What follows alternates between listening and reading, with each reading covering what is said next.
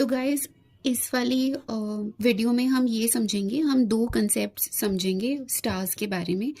पहला कि स्टार्स हमें फ्लिकर करते हुए क्यों नज़र आते हैं, मतलब तारे चमकते हुए क्यों नज़र आते हैं।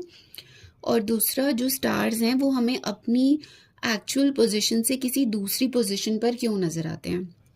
तो देखो, जो सेकंड वाला रीज़न है वो वैसा ही है जैसा हमने पढ़ा था कि एक बकेट में अगर कॉइन है तो वो अपनी एक्चुअल पोजीशन से एक दूसरी पोजीशन पर हमें क्यों नज़र आ रहा है। Reason was bending of light due to change of medium, है ना। जो वाटर से जो ज़्यादा डेंस है, लाइट एक कम डेंसिटी वाले मीडियम में जा रही थी विच इज़ एयर, तो लाइट बेंड कर रही थी और उसी रीज़न से जो कॉइन है वो हमें अपनी एक्चुअल पोजीशन पर ना दिखकर एक डिफरेंट पोजीशन पर नज़र आ रहा था। सिमिलरली स्टार्स के साथ भी है। अब देखो, जैसे ये हमारा अर्थ है और यहाँ ये हम खड़े हैं, ठीक है। अब जो एटमॉस्फेयर में हमारे लेयर्स हैं, एक्सोस्फेयर, थर्मोस्फेयर, स्ट्रेटोस्फेयर तक हमारे ये 5 लेयर्स हैं।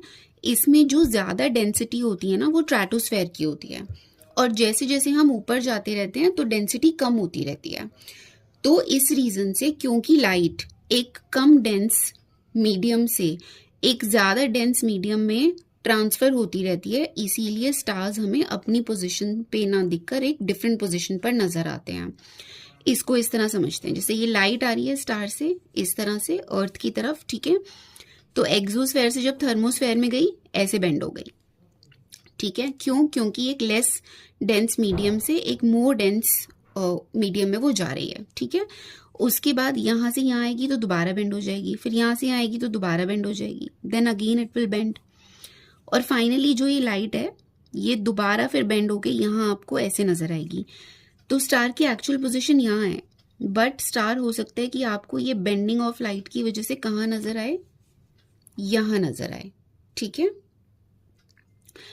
तो अब ये हो गया कि स्टार हमें डिफरेंट पोजीशन पर क्यों नजर आ रहा है, ठीक है। अब दूसरी रीजन कि स्टार फ्लिकर क्यों करता है। देखो, एक रीजन तो स्टार के फ्लिकर करने का यही है, रिफ्रैक्शन। क्योंकि मान लो ये स्टार की एक्चुअल पोजीशन है, स्टार इतना दूर है कि वो हमें सिर्फ एक पॉइंट जितना नजर आता है, बस एक डॉट जितना, ठीक है। अब वो जो डॉट है वहां से जब लाइट आप तक आ रही है तो कभी वो आपको यहाँ नजर आ रही है रिफ्रैक्शन की वजह से, कभी यहाँ नजर आ रही है, कभी यहाँ नजर आ रही है। तो एक तो ये रीजन हो गया स्टार के फ्लिकर करने का। दूसरा रीजन क्या है, हमारा जो ये एनवायरनमेंट है, पूरा एटमॉस्फेयर है, इसमें कंटिन्यूअसली जो है हवा जो है वो, the air is moving like this, ठीक है।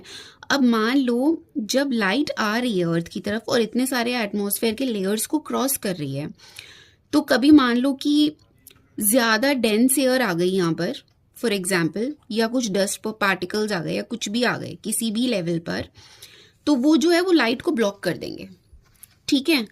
तो कभी लाइट आपको यहाँ ब्लॉक हो गई, फिर वो पार्टिकल्स यहाँ से मूव कर गए तो यहाँ पे जो लाइट ब्लॉक्ड थी अब वो ब्लॉक्ड नहीं है, अब वो डायरेक्टली आप तक पहुंच रही है।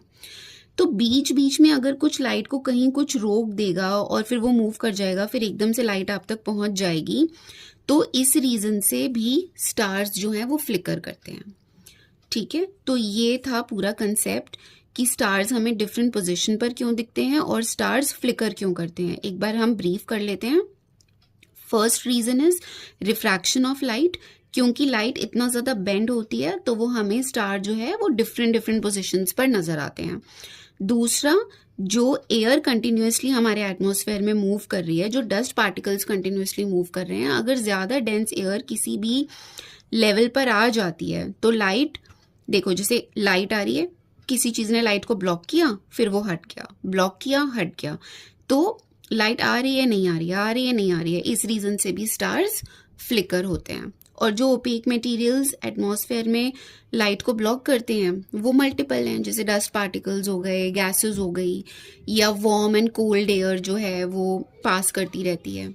तो ये सब रीजंस हैं, ठीक है। क्योंकि जो कोल्ड एयर होती है वो ज्यादा डेंस होती है और जो वार्म एयर होती है वो कम डेंस होती है, तो जो ज्यादा डेंस होगा वो लाइट को ज्यादा ब्लॉक कर पाएगा।